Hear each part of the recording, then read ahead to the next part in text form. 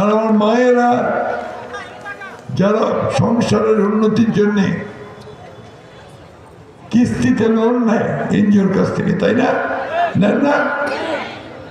তারপরে কিস্তি শোধ করতে না পারলে তখন আরেকটা এনজিওর কাছ থেকে নেয়। এইভাবে ঋণ বাড়তে থাকে। তারপরে না হলে তখন ওই এনজিওর ভাইটা এসে মুরগি, ছাগল নেয়, গরু নিয়ে চলে যায়। ঠিক তো? আমাদের নেতা তারেক রহমান সাহেব বলছেন যে এটা বন্ধ করার জন্য তিনি 1 বছরের কিস্তি তিনি সরকারের থেকে শোধ করে দেবেন। আর আমাদের শিক্ষিত বেকারের সংখ্যা অনেক, প্রায় 4 কোটি। এখন একদিন তো এই 4 কোটির কাজ দেওয়া যাবে না, যাবে কে? এই জন্য তিনি বলছেন যে আমরা 1.5 বছরে 18 মাসে 1 কোটি শিক্ষিত ছেলেমেয়ের আমরা কাজের ব্যবস্থা করব, তাদেরকে সহজ করতে হবে।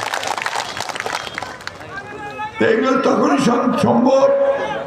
প্লিজ ভাইয়া একটু নেবে, আমার গলা দেখছো না কত খারাপ, বলো। এখন এই দল যে দলের উন্নয়ন করেছে অতীতে পরীক্ষিত, আজকে বাংলাদেশের যে অর্থনীতির ভিত এটা তো তৈরি করে দিয়েছিলেন শহীদ প্রেসিডেন্ট জিয়া রহমান। গার্মেন্টস এবং বিদেশে শ্রমশক্তি রপ্তানি করে, তাই না? এবং এরপরে যত উন্নয়ন যা কিছু ভালো সবই অর্জন হচ্ছে বাংলাদেশ জাতীয়তাবাদী দলের বিএনপি।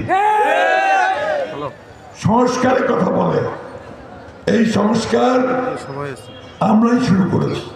শহীদ প্রেসিডেন্ট জিয়া রহমান একদলীয় শাসন ব্যবস্থা থেকে বহুদলীয় শাসন ব্যবস্থা নিয়ে এসেছিলেন, তাই না? Multi party system. এবং এই যে পত্র পত্রিকা গণমাধ্যমের স্বাধীনতা, এটা শহীদ প্রেসিডেন্ট জিয়া রহমানই করেছিলেন। আর আমার নেত্রী দেশনেত্রী বেগম খালেদা জিয়া তিনি প্রেসিডেন্সিয়াল ফর্ম অফ গভর্নমেন্ট থেকে পার্লামেন্টারি ফর্ম অফ গভর্নমেন্ট করেছিলেন।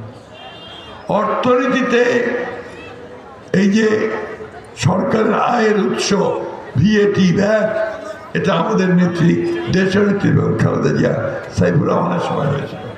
সুতরাং যা কিছু ভালো সব কিছু কিন্তু করেছে বিএনপি।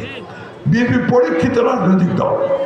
তাই আজকে 12 তারিখে যে নির্বাচন হচ্ছে, সেই নির্বাচনে একমাত্র বিএনপি হচ্ছে সবচেয়ে পরীক্ষিত দল, যারা অতীতে উন্নয়ন করেছে।